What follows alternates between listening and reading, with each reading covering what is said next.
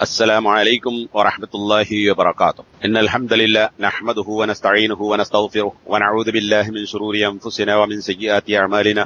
من يهده الله فلا مضل له ومن يضلل فلا هادي له. وأشهد أن لا إله إلا الله وحده لا شريك له وأشهد أن محمدا عبده ورسوله.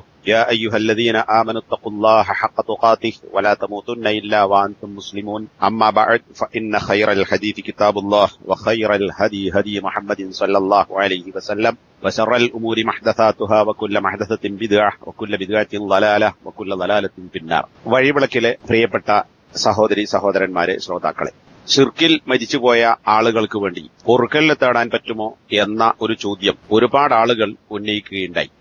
അതിനുള്ള മറുപടിയും വിശദീകരണവുമാണ് ഈ പരമ്പരയിൽ ഉദ്ദേശിക്കുന്നത്. ഈ ചോദ്യത്തിനുള്ള അടിസ്ഥാനം, കാരണം എന്ന് പറയുന്നത്, വിസ്ഡം മുജാഹിദുകളുടെ പരിപാടിയിലെ അൽ ഇജാബ എന്ന പരിപാടിയിൽ ഒരു സഹോദരൻ ചോദ്യം ചോദിക്കുകയും അതിന് ഫൈസൽ മുസ്ലിയാർ നൽകിയിട്ടുള്ള മറുപടിയുമാണ്. ഞാൻ ചോദ്യം വായിക്കാം, മറുപടികൾ ഓരോന്നോരോന്നായി, മുഴുവൻ ഇപ്പൊ വായിക്കുന്നില്ല, ഓരോന്നോരോന്ന് ഓരോ മറുപടിയുടെയും കൂടെ മുസ്ലിയാരുടെ മറുപടിയുടെ വാചകങ്ങൾ ഞാൻ വായിക്കുകയും അത് വിശദീകരിക്കുകയും ചെയ്യും ഇൻഷാ അല്ലാഹ്. അത് ഫൈസൽ മുസ്ലിയാരുടെ സംസാരം ഒരു 3 മിനിറ്റും ചില്ലറയും മാത്രമേ ഉള്ളൂവെങ്കിലും ഒരുപാട് സമയം വിശദീകരിക്കേണ്ട, തെറ്റിദ്ധരിപ്പിക്കുന്ന കാര്യങ്ങളാണ്. അതുകൊണ്ട് തന്നെ അത് വ്യക്തമായി വിശദീകരിച്ച് ശരിയായ അഖീദ പഠിക്കാൻ ആഗ്രഹിക്കുകയും അതനുസരിച്ച് ജീവിക്കാൻ ഉദ്ദേശിക്കുകയും ചെയ്യുന്ന വിശ്വാസികളെ മാത്രം പരിഗണിച്ചുകൊണ്ടുള്ള ഒരു സംസാരമാണ്. ഫൈസൽ മുസ്ലിയാരോട് ഒരു സഹോദരൻ ചോദിച്ചത് ചോദ്യം ഇതാണ്: എന്റെ ഉമ്മ ഷിർക്ക് ചെയ്തുകൊണ്ടാണ് മരണപ്പെട്ടത്. ഷിർക്കൻ വിശ്വാസങ്ങൾ ഉണ്ടായിരുന്നു, പക്ഷേ ഇതൊക്കെ ഷിർക്കാണെന്ന ഒരു അടിസ്ഥാന വിവരം ആ മഹദിക്കില്ലായിരുന്നു. ആ മഹദിക്ക് വേണ്ടി പ്രാർത്ഥിക്കാൻ പറ്റുമോ എന്നതാണ് ചോദ്യം. അപ്പോ ഷിർക്ക് ചെയ്ത് മരിച്ചുപോയ ആൾക്ക്, ഉമ്മക്ക് അങ്ങനെ ഒരു അടിസ്ഥാന വിവരം ഉണ്ടായിരുന്നില്ല എന്നതിൽ പറയുന്നുണ്ട്. എങ്കിൽ പോലും ആ ഉമ്മക്ക് വേണ്ടി പ്രാർത്ഥിക്കാൻ പറ്റുമോ? ഫൈസൽ മുസ്ലിയാരുടെ മറുപടിയിൽ നിന്ന് ഷിർക്കിൽ മരണപ്പെട്ടുപോയ ആളുകൾക്കും പ്രാർത്ഥിക്കാം, കാരണം അവർ പല തെറ്റിദ്ധാരണകളിലും ആ മുസ്ലിയാക്കന്മാരുടെ തെറ്റായ സംസാരങ്ങളിലുമൊക്കെ വഞ്ചിതരായി അറിവില്ലായ്മ കൊണ്ട് ചെയ്യുന്നവരാണ് എന്നതാണ് അദ്ദേഹത്തിന്റെ മറുപടിയുടെ ചുരുക്കം. ഇതിൽ ഒന്നാമതായി വിശദീകരിക്കാൻ ഉദ്ദേശിക്കുന്നത് ഫൈസൽ മുസ്ലിയാരുടെ മറുപടിയുടെ ആദ്യത്തെ വാചകമാണ്. തീർച്ചയായും പ്രാർത്ഥിക്കാം എന്നല്ല, പ്രാർത്ഥിക്കണം എന്നാണ് മറുപടി. അപ്പൊ മുകളിൽ ചോദിച്ചതുപോലെ ഷിർക്ക് ചെയ്തുകൊണ്ട് മരിച്ചുപോയ ആൾക്ക് വേണ്ടി പൊറുക്കലിനെ തേടാം എന്നല്ല, തേടണം. അപ്പൊ തേടാന്ന് പറഞ്ഞാൽ ജായിസായി. തേടണം എന്ന് പറയുമ്പോ ഒരു വിശ്വാസിയുടെ എന്ന് പറയാൻ പറ്റൂല, ഇത് കേട്ട് വിശ്വസിക്കുന്ന വിസ്ഡംകാർക്ക് അങ്ങനെ പ്രാർത്ഥിക്കൽ നിർബന്ധമായി തീരുന്നു. ഇനി അതിന്റെ മറുപടിയിലേക്ക് വരാം. വിശുദ്ധ ഖുർആനിൽ ഇബ്രാഹിം നബി അലൈഹി സ്വലാത്തു വസ്സലാമിനെ കുറിച്ചുള്ള പ്രസ്താവനകളും കാര്യങ്ങളും വിശ്വാസികൾക്ക് മാതൃകയുണ്ടെന്ന് പറഞ്ഞതും ആ ആദർശത്തെ സ്വീകരിക്കാത്തവനെ സംബന്ധിച്ച ഖുർആനിലെ താക്കീതുകളുമൊക്കെ എമ്പാടുമുണ്ട്. ഞാനതിവിടെ ആവർത്തിക്കുന്നില്ല. സൂറത്തുൽ മുംതഹന 4-ാമത്തെ ആയത്തിൽ ഇബ്രാഹിം നബിയിലും ഇബ്രാഹിം നബിയുടെ കൂടെ വിശ്വസിച്ചവരിലും ഉത്തമ മാതൃകയുണ്ട് മുഹമ്മദ് നബിയുടെ ഉമ്മത്തിന്, നിങ്ങൾക്ക് എന്ന് പറഞ്ഞാൽ മുഹമ്മദ് നബിയുടെ ഉമ്മത്തിന് മാതൃകയുണ്ട് എന്ന് ഖുർആൻ പറയുകയും അത് ഏത് കാര്യത്തിലാണെന്ന് പറയുകയും ചെയ്തതിന് ശേഷം അല്ലാഹു സുബ്ഹാനഹു വ തആല ഒരൊറ്റ കാര്യം മാത്രം ഒഴിവാക്കി പറഞ്ഞു: ആ വിഷയത്തിൽ ഇബ്രാഹിം നബിയിൽ നിങ്ങൾക്ക് മാതൃകയില്ല. അതെന്താണ്? ഇബ്രാഹിം നബി അലൈഹി സ്വലാത്തു വസ്സലാം തന്റെ പിതാവിനോട് നിങ്ങൾക്ക് വേണ്ടി ഞാൻ പൊറുക്കലിനെ തേടും എന്ന് പറഞ്ഞിരുന്നു. ആ വാക്കിൽ മാതൃകയില്ല. അപ്പൊ ഇബ്രാഹിം നബിയിലുള്ള മാതൃകയിൽ നിന്ന് അള്ളാഹു ഒഴിവാക്കി പറഞ്ഞ ഒരൊറ്റ കാര്യം, ഷിർക്കിൽ മരിച്ചുപോയ ഇബ്രാഹിം നബിയുടെ പിതാവിന് വേണ്ടി പ്രാർത്ഥിക്കാമെന്ന വാക്കിൽ മാതൃകയില്ല എന്ന് പറഞ്ഞാൽ അത് നമ്മൾ സ്വീകരിക്കാൻ പാടില്ല. ഷിർക്കിൽ മരിച്ച ആളുകൾക്ക് വേണ്ടി പ്രാർത്ഥിക്കരുത്. അതിൽ മുഹമ്മദ് നബിയുടെ ഉമ്മത്തിന് മാതൃകയില്ല. ഇനി സൂറത്ത് തൗബ 114-ാമത്തെ ആയത്തിൽ ഇബ്രാഹിം നബി അലൈഹി സ്വലാത്തു വസ്സലാം തന്റെ പിതാവിന് വേണ്ടി പൊറുക്കലിനെ തേടിയത് ഒരു വാഗ്ദാനത്തിന്റെ അടിസ്ഥാനത്തിലായിരുന്നു. എന്നാൽ ഇബ്രാഹിം നബിക്ക് തന്റെ പിതാവ് അള്ളാഹുവിന്റെ ശത്രുവാണെന്ന് ബോധ്യപ്പെട്ടപ്പോൾ തബറഅ മിൻഹു, അതിൽ നിന്ന് അദ്ദേഹം ബറാഅത്ത് കാണിച്ചു, ഒഴിവായി. ഏതിൽ നിന്ന്? പിതാവിന് വേണ്ടി പ്രാർത്ഥിക്കുക, പൊറുക്കലിനെ തേടുക എന്ന കാര്യത്തിൽ നിന്ന് ഒഴിവായി. അപ്പൊ ഇബ്രാഹിം നബി അങ്ങനെ പ്രാർത്ഥിച്ചിട്ടുണ്ട്.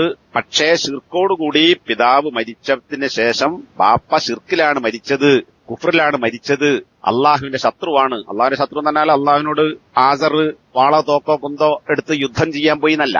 അള്ളാഹുവിന്റെ ശത്രു എന്ന് പറയുന്നത് അള്ളാഹുവിന്റെ മതം അംഗീകരിക്കാത്ത, അതിനെതിരിൽ പ്രവർത്തിക്കുന്ന ആളുകൾക്കെല്ലാം പറയുന്ന പേരാണ്. മുസ്ലിം അല്ലാത്ത അള്ളാഹുവിന്റെ മതത്തെ എതിർക്കുന്നവരെല്ലാം, അത് ഉൾക്കൊള്ളാത്തവരെല്ലാം ആ അർത്ഥത്തിൽ അള്ളാഹുവിന്റെ ശത്രുവാണ്.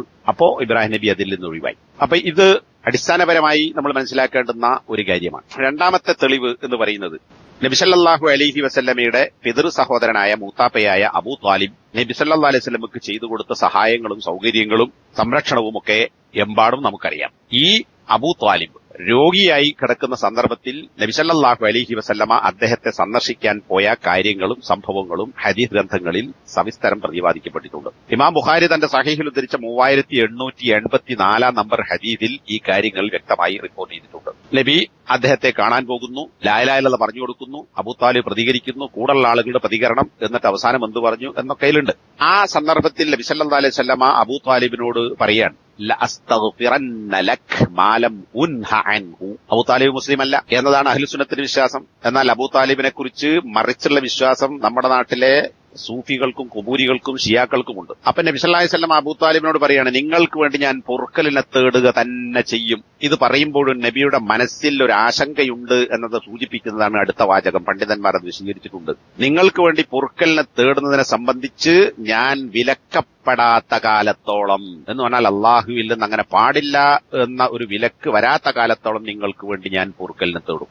ഫനസലത്, അപ്പോൾ അള്ളാഹു ആയത്ത് അവതരിപ്പിച്ചു. സൂറത്ത് തൗബയിലെ 113 ആയത്ത്. നേരത്തെ ഇബ്രാഹിം നബി ബാപ്പയ്ക്ക് വേണ്ടി നടത്തിയ പ്രാർത്ഥനയിൽ നിന്ന് ഒഴിവായി എന്ന് പറയുന്നതിന്റെ തൊട്ടുമുമ്പുള്ള ആയത്ത്. ഇത് രണ്ടും കൂടി ചേർത്ത് പറഞ്ഞതിനുള്ള ബന്ധവും ഇവിടെ നമ്മൾ മനസ്സിലാക്കേണ്ടതുണ്ട്. 113 ആയത്തിൽ നബിയും വിശ്വാസികളുമായി ബന്ധപ്പെട്ട അവർക്ക് വേണ്ടി പൊറുക്കലിനെ തേടാൻ പാടില്ല എന്ന് പറയുന്ന സംഭവത്തോട് ചേർത്തുകൊണ്ടാണ് ഇബ്രാഹിം നബിയുടെ കാര്യം വ്യക്തമാക്കിയിട്ടുള്ളത്. അപ്പോ ഈ ആയത്തിൽ പറയുന്നത് എന്താണ്? നബി സല്ലല്ലാഹു അലൈഹി വസല്ലമക്കോ സത്യവിശ്വാസികൾക്കോ പറ്റിയതല്ല, യോജിച്ചതല്ല, അയ്യസ്തഗ്ഫിറൂ ലിൽ മുശ്രിക്കീന, ശിർക്ക് ചെയ്യുന്ന ആളുകൾക്ക് വേണ്ടി പൊറുക്കലിനെ തേടുക എന്ന് പറയുന്നത്. ആ ശിർക്ക് ചെയ്ത ആളുകൾ വലൗകാനു ഉലീ ഖുർബ, അവർ അടുത്ത ബന്ധുക്കളായ ആളുകളാണെങ്കിൽ പോലും. ഇവിടെ നബിന്റെ ബാപ്പ മരിച്ചുപോയി, വല്യാപ്പ മരിച്ചുപോയി, ഉമ്മ മരിച്ചുപോയി. പിന്നെ നബിന്റെ ഏറ്റവും അടുത്ത ബന്ധുക്കളാരാ? പിതൃ സഹോദരന്മാരാണ്. ആ പിതൃ സഹോദരന്മാരിൽ നബിക്ക് ഏറ്റവും സംരക്ഷണം നൽകിയവരാണ് അബൂ താലിബാൻ. അപ്പൊ അത് സൂചിപ്പിച്ചുകൊണ്ടാണ് നിങ്ങളുടെ അടുത്ത ബന്ധുക്കളാണെങ്കിൽ പോലും ശിർക്ക് ചെയ്തവരാണെങ്കിൽ അവർക്ക് പൊറുക്കലിനെ തേടാൻ പാടില്ല. അത് നബിക്കോ വിശ്വാസികൾക്കോ യോജിച്ചതല്ല. മിൻ ബഅദി മാ തബയ്യന ലഹും അന്നഹും അസ്ഹാബുൽ ജഹീം. ഇബ്രാഹിം നബിയുടെ പിതാവിനെ കുറിച്ച് പറഞ്ഞതുപോലെ തന്നെ ഈ ആളുകൾ ശിർക്ക് ചെയ്യുന്നവർ നരകത്തിന്റെ ആളുകളാണെന്ന് ബോധ്യപ്പെട്ടതിന് ശേഷം. ഇതാണ് സൂറത്ത് തൗബ 113 ആയത്തിൽ പറയുന്നത്. അപ്പൊ ഇബ്രാഹിം നബി ചെയ്തതിൽ മാതൃകയില്ല.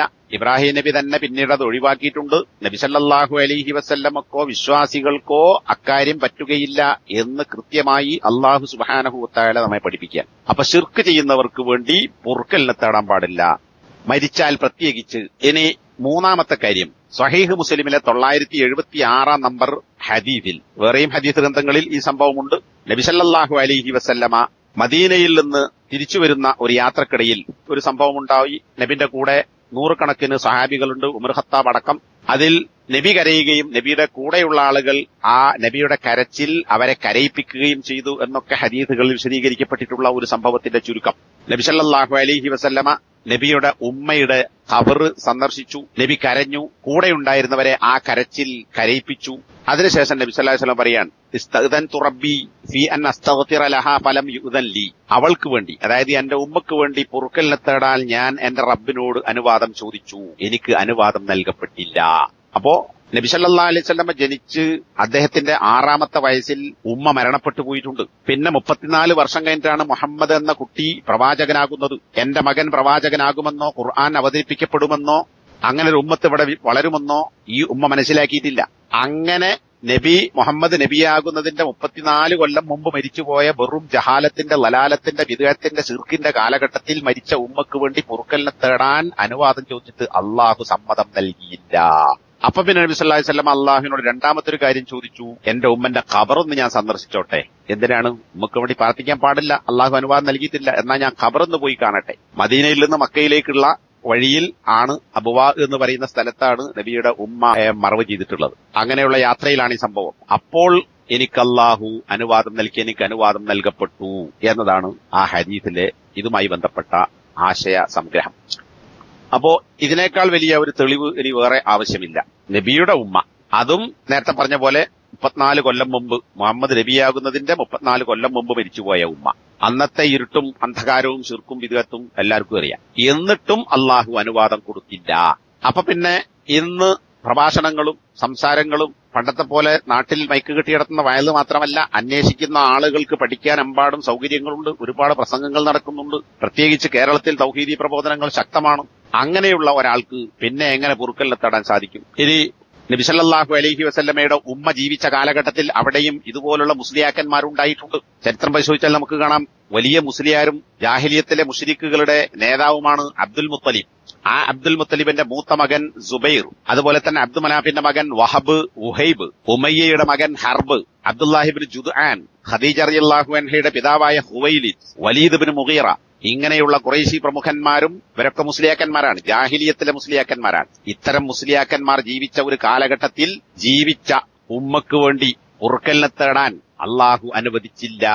അപ്പൊ ഇന്ന് മുസ്ലിയാക്കന്മാരുണ്ട്, അവരാണ് പഴപ്പിക്കുന്നതെന്ന് പറയും. ഇതിനേക്കാൾ വലിയ മുസ്ലിയാക്കന്മാരും ഇബ്രാഹിം മില്ലത്തിന്റെ ആളുകളാണെന്ന് അവകാശപ്പെടുന്നവരുമായ ആളുകൾ ജീവിച്ച കാലഘട്ടത്തിലെ, അതും പ്രവാചകൻ വരുന്നതിന്റെ മുമ്പ് മരിച്ചുപോയ ഉമ്മക്ക് വേണ്ടി പൊറുക്കലിനെ തേടാൻ അനുവാദം കൊടുത്തിട്ടില്ല.